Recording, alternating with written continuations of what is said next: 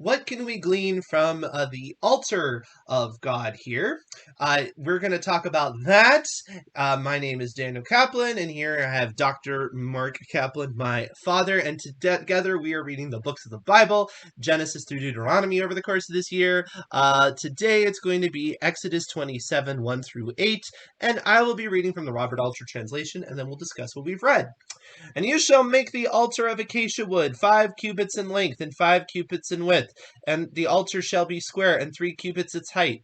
You shall make its horns on its 4 corners from the same place, its same piece, its horns shall be, and you shall overlay it with bronze. And you shall make its pails for its ashes, and its shovels, and its basins, and its flesh hooks, and its fire pans. All its vessels you shall make of bronze. And you shall make for it a meshwork grating of bronze, and you shall make on the mesh 4 bronze rings at its 4 corners. And you shall set it beneath the ledge of the altar from below, and the mesh shall come up halfway up from the altar. And you shall make poles for the altar, poles of acacia wood, and overlay them with bronze. And its poles shall be brought through the rings, and the poles shall be on the 2 sides of the altar when it is carried. Hollow boarded you shall make it, as he showed you on the mountain. Thus they shall do. Okay, so we have instructions about this altar that is going to be used. What do you think are some of the things that we can glean from these specifics about the altar? Does anything come to mind? Well, originally, he told him if you're going to make something of stone in Exodus 20, don't make it of hewn stone. He was wanting to guard them against, I guess, idolatry there. But now he gives them specific instructions about an altar of bronze, so now that they're ready for the tabernacle, he in the beginning, I guess they might have improvised and he warned them about what not to do, but now he does give them a specific altar and describes it so that they have exactly what he wants done, and it's in bronze. So there's that much.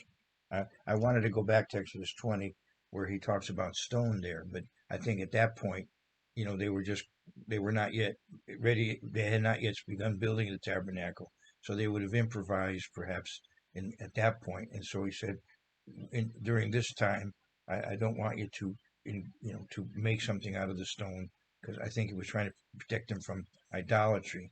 But here now he has direct instructions about what kind of altar he wants, and it's a bronze altar here. Mm-hmm. Now, Robert Alter has pointed out that in comparison to a lot of literature, ancient literature, the Bible doesn't tend to give us a lot of detailed information about kind of the mundane pieces of life, like tools and things like that. And this is unusual in how detailed it is when it says, pails and shovels and fire pans and all that. And you can see what it's connected to. This is a typical thing that authors will do, right? They will give you more information about things to indicate the importance of the thing itself. Right. Because is it, and of course it's helpful on multiple levels, right? But one thing it does tell us is that, this isn't just a thing. This is kind of the thing, right? This is the centermost thing, about what is going on. And it can be very helpful. Now, let me contrast that, and this is kind of an interesting contrast. Later on, when we get to the Gospels and we have the crucifixion of Jesus Christ, you do not get a lot of detail about what is going on. In fact, it's a debate about how many nails they used. So I do think that's interesting. There is a difference, and I think I think that's interesting. We also, like I said, do not get much detailed information about the specific appearance of Jesus Christ either, and I think that's also interesting. What you make of that, you can think of, because obviously I'm not trying to say that the Bible is saying any of those things are less important. I just think that is interesting. Jesus was the Son of Man. He was representative of all Hmm. human beings, and Right, so we wouldn't want to necessarily know too much about him, because then right. you might feel, oh, he has the same color here as I have, Yeah. or he's my height or whatever, or my weight. Hmm. That so And I think in terms of the crucifixion itself, I think the same thing. We already have people trying to duplicate it and do crazy things in order to try to right, get close. So that's not the intention. The thing itself, the way he was punished, is actually not really the point. We need to know how it was, for the historical information Well, and stuff. the horror of it, The though. horror of it, right? Crucifixion was a very But but inhumane way to kill But I somebody. can tell you, a modern artist, or even artists in general, would Hmm. generally go into more graphic detail and specificity about the horror, and it's deliberately avoided. It's deliberately avoided, and it's something to keep in mind. Um, the reason I bring this up is because I think there are a lot of manifestations of that, and I don't necessarily know if that's always the most appropriate way to go about things. I don't know if iconography about it or lengthy movies about it is necessarily fitting in with the biblical view, because I do see a contrast. I see a contrast in deliberate writer intention of how much detail we're given about that, when if you look at this is the original sacrificial system. In my opinion, we're given a lot more detail. Now, you might disagree with that, fair enough, but this is just something I'm observing. A couple of things. There was one place to do this. It's not something that's supposed to be done in your local area. There's a Now, central can I hold off sanctuary. on that for a second? Okay. Okay, in Exodus, they did do it in their homes, right? So it has changed.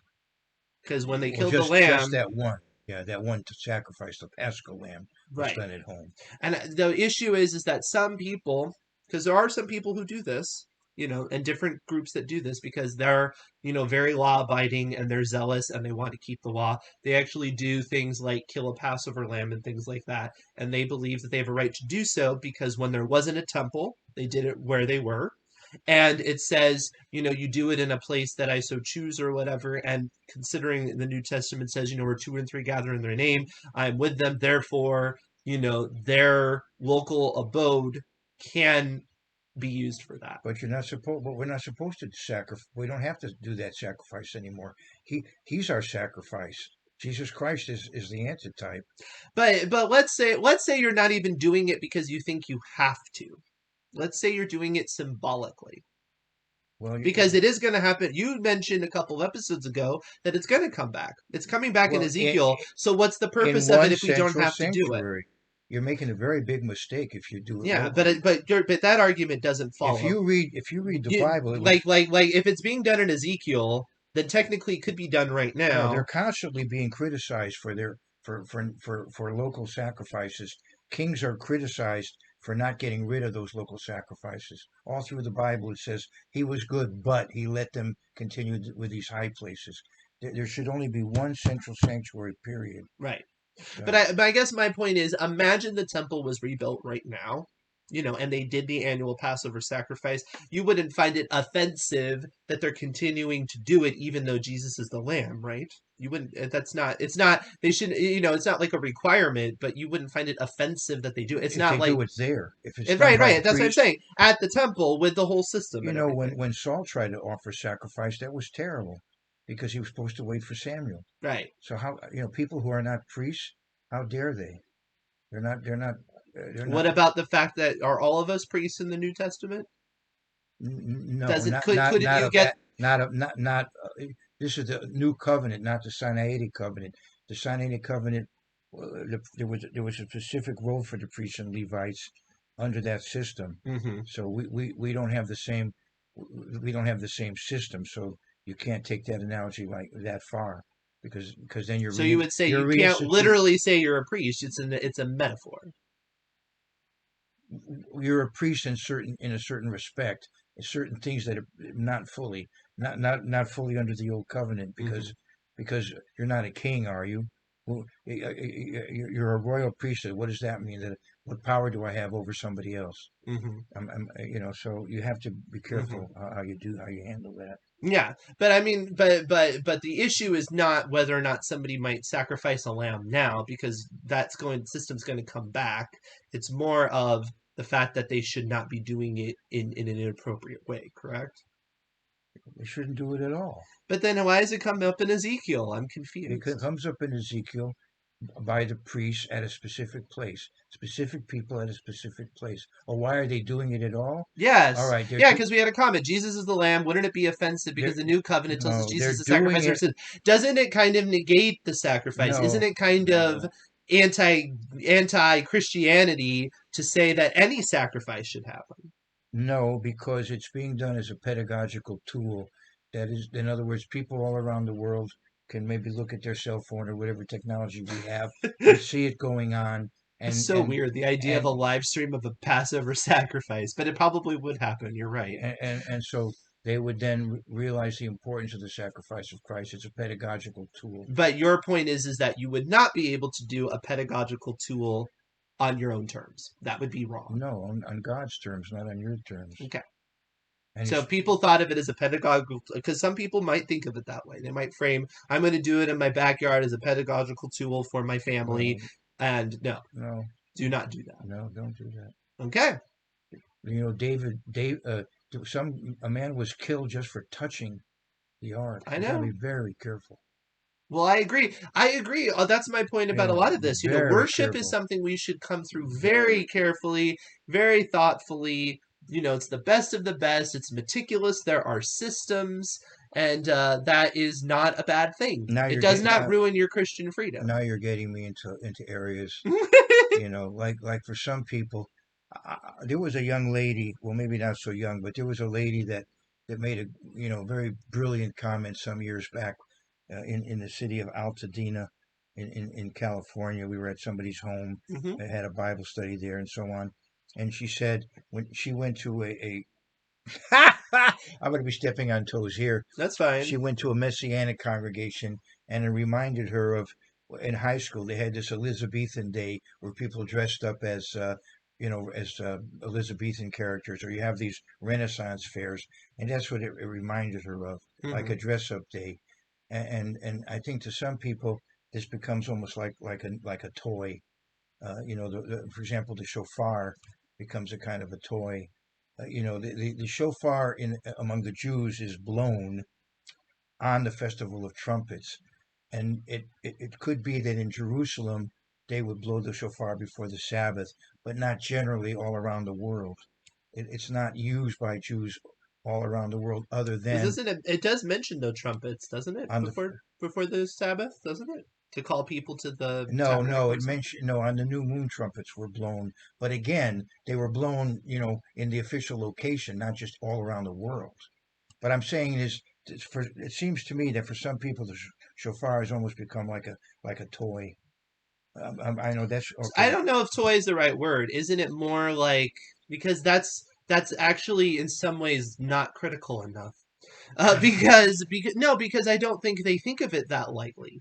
I think they think of it as somehow they're connecting to something on a cultural level, and there's an advantage to that, or it is maybe there's a spiritual component to that. Yeah, I mean, I've heard from people that actually they believe in listening to shofars because they think it helps, ward off demonic forces and things like that. oh Because you can, wow. I mean, but you can fall into this sort of That thing. reminds me of a very wonderful lady. Uh, And I don't think that person is badly intended. And no, if they listen to it, and again, it's like, what did you say, pedagogical? I I'm going would to use steer that. them away from that though. Yeah, But okay, I yeah, have here a cruise of olive oil that I would use to anoint someone. yeah. But I knew a lady who took the cruise and began running it around her neck like it was some kind of a talisman. It's just a container for the oil, and even the oil is just symbolic. The oil doesn't do anything for you, actually. It's symbolic, Hmm. but you have to be very careful with that sort of thing. And I mean, I'm not down on shofarot, but I'm just saying for What's your purpose, right? no, What's your yeah, motivation? I'm saying Yeah. that for the Jews, And it does come across as strange to yeah, somebody from a Jewish background to see it used so yeah, casually, right, yeah, because right, that's right, not how it's that's used. right. And so it's kind of strange to use something from that culture, because there's no command in the Bible except for, on that We festival right, to blow it. So what exactly we are you we doing? blew it on Rosh Hashanah, and then at the end of Yom Kippur, there was a final blast of the shofar, and then it was next year in Jerusalem, and Hmm. that was the end of the Day of Atonement. But other than that, and ironically too, another funny thing, which I don't agree with, but in the Jewish religion, you don't even blow it on Shabbat. when the Festival of Trumpets comes out on the Sabbath, you don't even blow the shofar. Right. You blow it the next Because you day. can't hold an instrument. You have 2 days of trumpets and you blow it the next day. Right.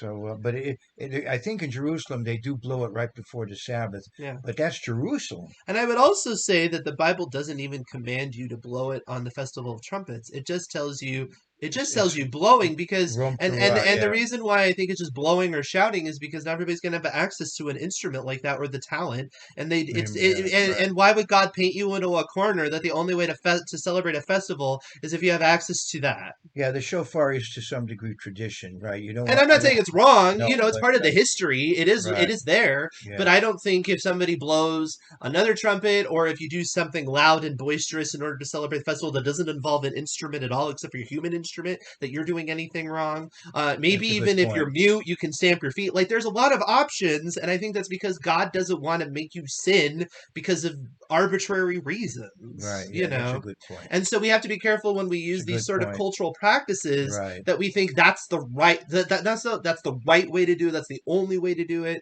and Right. that God is so rigid in Right. his format. Yeah. Yeah.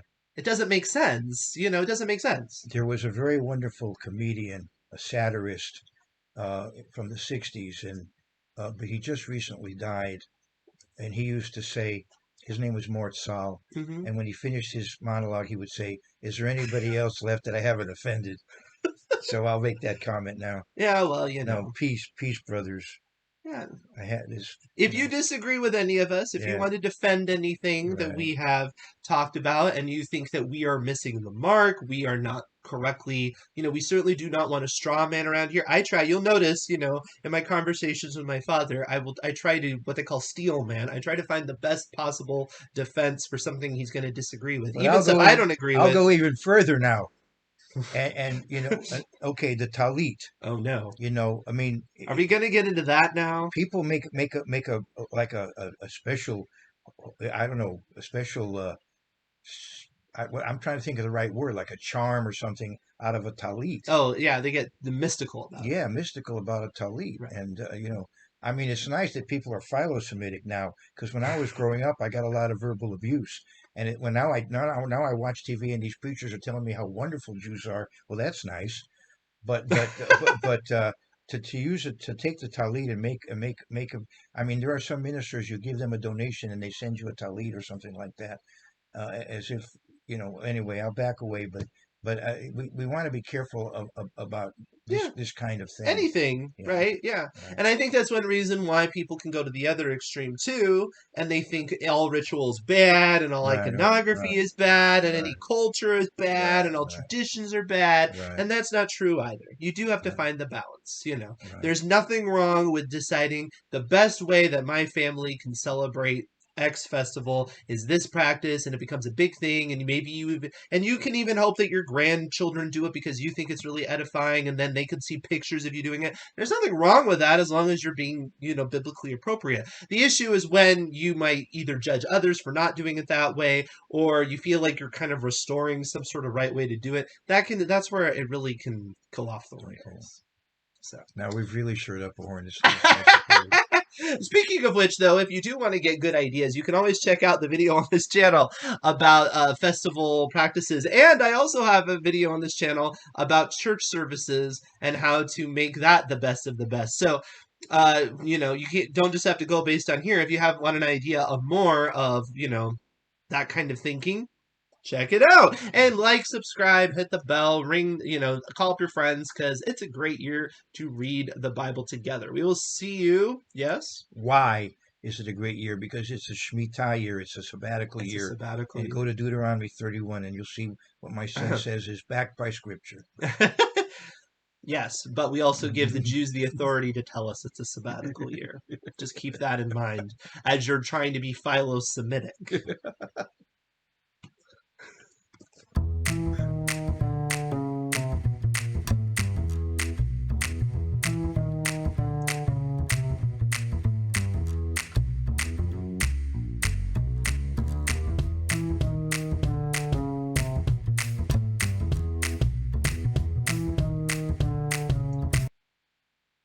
You should check out that